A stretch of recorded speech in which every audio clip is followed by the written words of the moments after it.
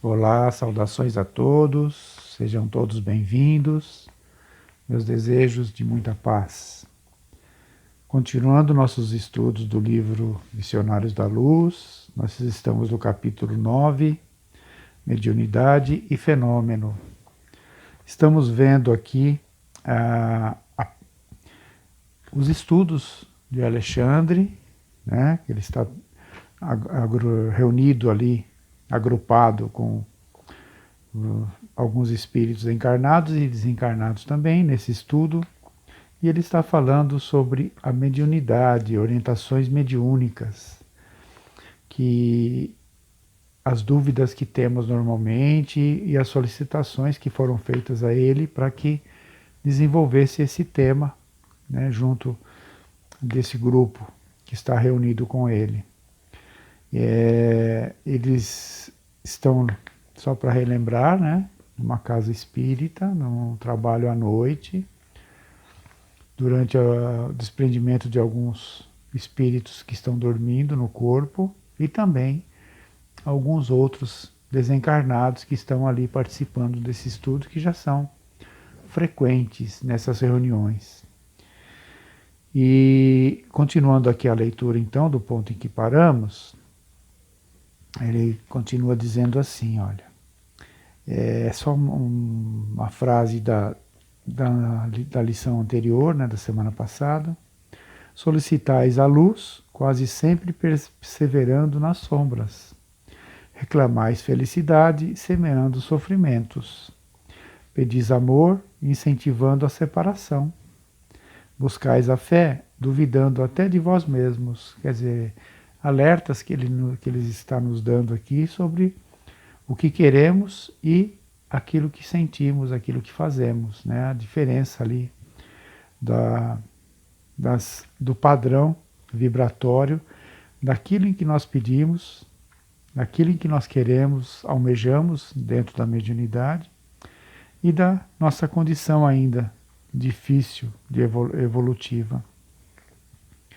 Continuando a leitura, ele fala assim: a possibilidade de comerciar emoções com as esferas invisíveis que vos rodeiam não representa de modo algum a realização espiritual imprescindível à edificação, a edificação divina de cada um de nós. Porque o problema da glória mediúnica não consiste em ser instrumento de determinadas inteligências, mas em ser instrumento fiel da divindade. Para que a alma encarnada efetue semelhante conquista, é indispensável desenvolva os seus próprios princípios divinos. A bolota é o carvalho potencial. O punhado de sementes minúsculas é o trigal de amanhã. O germe insignificante será em breves dias a ave poderosa, cortando amplidões. Alexandre estava cada vez mais empolgante e belo. Do alto jorravam-lhe sobre a fronte fios irisados de brilhante luz.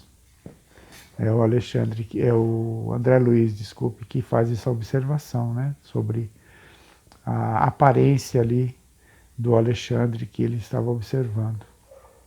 Mediunidade, prosseguiu ele, arrebatando-nos os corações, constitui meio de comunicação. E o próprio Jesus nos afirma: eu sou a porta. Se alguém entrar por mim, será salvo, e entrará, sairá e achará pastagens. Porque audácia incompreensível imaginais a realização sublime, sem vos afeiçoardes ao Espírito de verdade, que é o próprio Senhor? A pergunta que ele diz, né, que ele faz. Por que audácia incompreensível imaginais a realização sublime, sem vos afeiçoardes ao Espírito de verdade, que é o próprio Senhor? Ouvi-me, irmãos meus, se vos dispondes ao serviço divino, não há outro caminho senão ele. Jesus, né?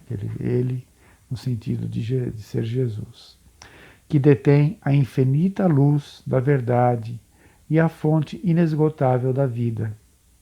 Não existe outra porta para a mediunidade celeste, para o acesso ao equilíbrio divino, que anelais ao recôndito santuário do coração. Somente através dele, através de Jesus, né, vivendo-lhe as sublimes lições, alcançareis a sagrada liberdade de entrar nos domínios da espiritualidade e deles sair, conquistando o pão eterno que vos saciará a fome para sempre. Sem o Cristo, a mediunidade é simples meio de comunicação e nada mais, mera possibilidade de informação, como tantas outras, da qual poderão assenhorar-se também os interessados em perturbações, multiplicando presas infelizes. Lembrai-vos, contudo, de que a lei divina jamais endossou o cativeiro e nunca sancionou a escravidão. Esquecestes a palavra divina que pronunciou, vós sois deuses. Ao enunciar esta última frase, o orientador assumira atitude muito diversa. Aqui é o André Luiz que está falando, né, sobre a postura do Alexandre. Ao enunciar esta última frase, o orientador assumira atitude muito diversa. Pareceu-me que em pleno tórax acendera-se-lhe sublime luz, levemente anilada, luz que nos enviava a todos raios de inexprimível alegria. Seus cabelos semelhavam-se agora a fios do sol, de safirina expressão. O olhar tornara-se-lhe mais sublime e profundo. E muitos de nós, desencarnados e encarnados, choramos de agradecimento e júbilo, tocados de inexplicável emoção. Após ligeiro intervalo, continuou o amoroso e sábio instrutor. Eu fico imaginando aqui como é grandioso, né, esse tipo de participação nesses estudos que eles estão fazendo aqui. Se nós participamos, se nós tivermos condições de participar de estudos semelhantes a este, quanto nos engrandece nas emoções, nos conhecimentos, nas orientações, né, que precisamos receber deles. Então, cada vez mais nós vemos a necessidade de preparação para isso, nos colocarmos prontos a esse tipo de reunião durante o sono físico. Como é importante o que André Luiz fala aqui, de tudo que ele presencia, de tudo que ele vê, a transformação do mentor ali, do Alexandre, as luzes que ele emana, as luzes que muitas vezes ele fala que chegam do alto, no momento em que ele está fazendo ali os comentários, né, passando as orientações, a intuição que ele recebe do alto, que ele percebe através das luzes coloridas que chegam até ele e das luzes que partem dele para toda a assembleia que está ouvindo.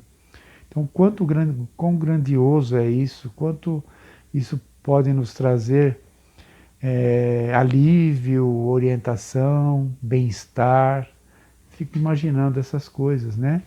E aumenta a nossa responsabilidade de nos colocarmos preparados para isso, para participar, para essa participação e deixarmos o nosso cotidiano durante o nosso sono, que muitas vezes nos prende ao nosso próprio corpo, prende o nosso espírito ao nosso próprio corpo, não nos preparando ali para o sono físico, não fazendo as nossas orações, as nossas leituras, muito ainda apegados à matéria, não conseguimos sair, né, do nosso corpo para até aceitar algum convite, eventualmente, que seja feito para nós. Temos que pensar muito nisso, nessas necessidades de preparação. Continuando a leitura. Após ligeiro intervalo, continuou o amoroso e sábio instrutor. Ó meus amigos, a persistência na condição de animalidade vos perturba. Acabamos de comentar isso, né? Sois a coroa espiritual da face da terra, pela razão com que fostes galardoados pelo Senhor do Universo. O facho esplendoroso do raciocínio clareia o santuário de vossas consciências. O sublime vos convida ao mais além. Irmãos mais velhos vos convocam ao convívio do Pai. No entanto, buscais demorar voluntariamente na fauna da irracionalidade primitiva. Olha só, que importante, né, essa observação, e que duro também ouvir isso, e que ouvir isso sendo a nossa realidade mesmo, como ainda o nosso momento de desenvolvimento espiritual, né, sem nos chocar, mas como um alerta para buscarmos a melhoria, sem nos melindrar, né, o orgulho, nos ferir o orgulho, mas como um alerta que ele está dando aqui para termos isso como importante na nossa vida, na nossa melhoria, buscar essa melhoria.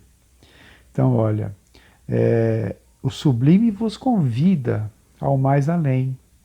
Irmãos mais velhos vos convocam ao convívio do Pai. No entanto, buscais demorar voluntariamente na fauna da irracionalidade primitiva.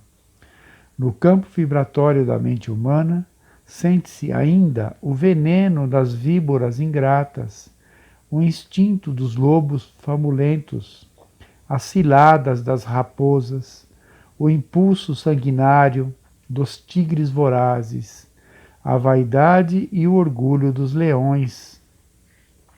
Tudo isso ele comparando, né, esses animais aqui, esses sentimentos animalescos, com aquilo que acontece na nossa vida, com os nossos sentimentos ainda, nossos e da nossa sociedade, né, que fazemos parte.